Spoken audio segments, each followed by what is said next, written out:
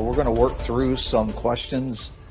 And these are really common questions we receive from prospects who are looking to implement our technology. So I'm going to run through a list of questions that really come from our now customers, but before that they were prospects and considering our product and technology.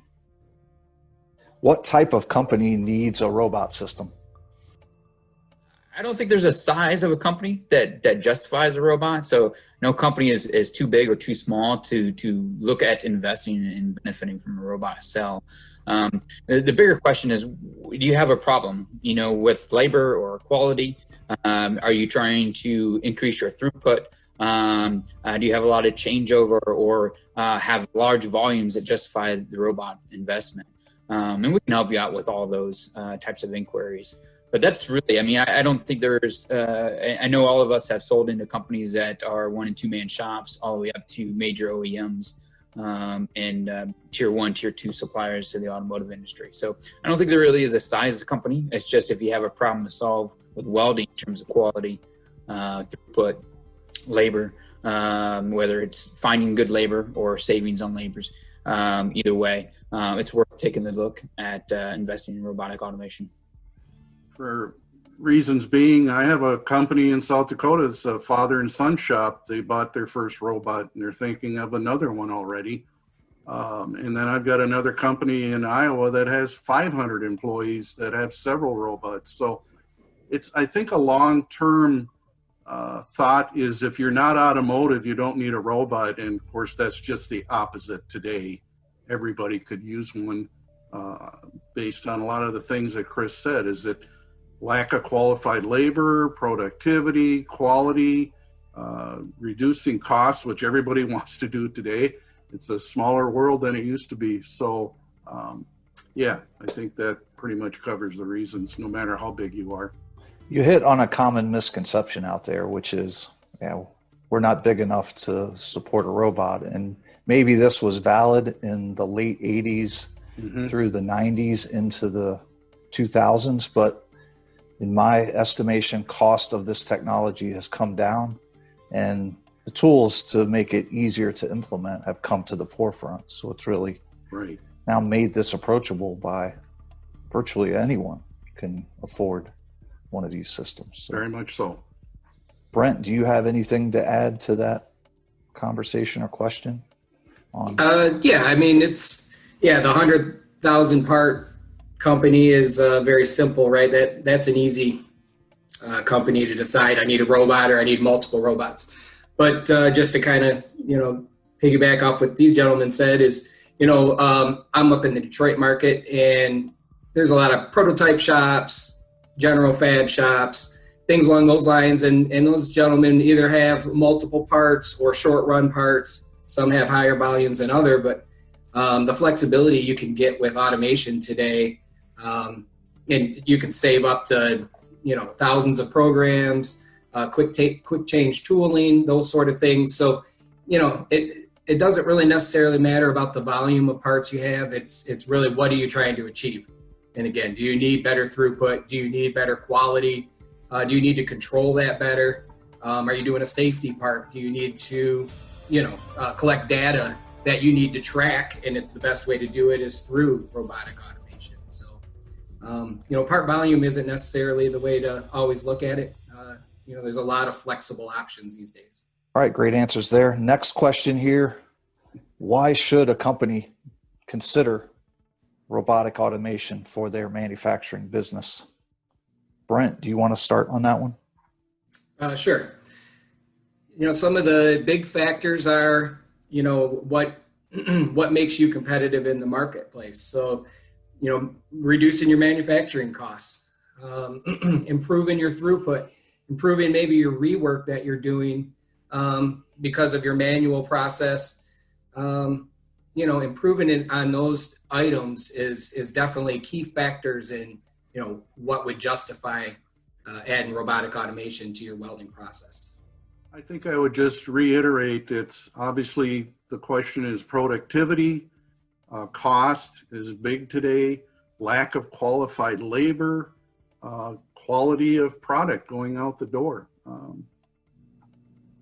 really comes back to those all the time. One that a lot of people forget, they say it's first on their mind, but safety. The way you're making your product now, how safe is that for your employees, where automation, robotic automation, can be much safer? I mean, you got to have a problem to solve. And we can solve a lot of those problems in welding with our robotic automation. And then the last thing, man, I don't want to overstate this enough. The biggest problem we have in our industry is the labor shortage. So I can't think of a shop that I went into that wasn't facing that problem. So getting skilled and qualified welders to be there every day around the clock is a difficult challenge for us. That's a real thing. So being able to place a robot in that scenario to solve that with your welders you have on hand, I think is going to be a big deal going forward, and definitely a good first step at looking at robotic welding automation. Another question we get from prospects is, man, robots are expensive, right? I can't afford that newfangled thing. Tony, I mean, how do you respond to that? A bit of that is, some history. Robots, when they first came on the market, were six-figure type investments just for the manipulator. That's obviously changed a lot over the last 30 to 40 years. So how do you answer back to that question? It's just too expensive. Yeah, years ago, they were a lot more money than they are now. I think people are surprised to hear that they could get a production robot for, $60,000, $70,000. They don't understand that that's even possible. Right. I think just to back up a little, Mike, they may come across and say, how much is it? And you give them a ballpark figure for whatever they might need. And they'll say that's too expensive. And I ask them, based on what? You say you can't afford to buy this. Can you afford not to buy it? Because down the road, your competitor may say, hey, that's what I want and that's what I'm going to do. I think it goes back to the weld cost analysis. We look at, what are you doing now? How are you doing it? How long does it take you to do it? What is it costing you? And then we compare that to a robotic study of the same product, and we can show you what that difference is and what your payback will be. So I think the question is, or the thing is, that it's too expensive. I think it's cheaper to try to do it than not doing it. Yeah, Tony's spot on. I mean, the reasons to automate are so great. And again, going back to our current situation with just skilled labor and getting qualified people, we have a lot of customers that are trying to solve that problem. Their welder didn't show up that morning. We showed up, and it's just, I got to fix this problem, or I can't get enough welders. We're having to outsource. And typically they're outsourcing to companies that have made that investment into automation. So yeah, it's really about what's it cost if you don't do anything, and we can help them with that too. And all the factors, whether it's qualities, rework, late shipments, just consistent everyday welding nonstop.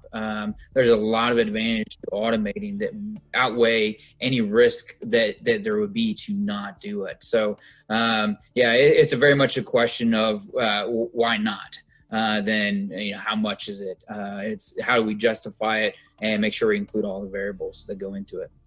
All right, guys, I want to thank you, Chris, Tony, Brent. Thank you so much for taking the time today and providing this valuable information. I think the more North American manufacturing can be prepared to automate, the better. And what you've done here today has been great to advance knowledge toward that process that they're going to experience. So thank you very much, and enjoy the rest of your days.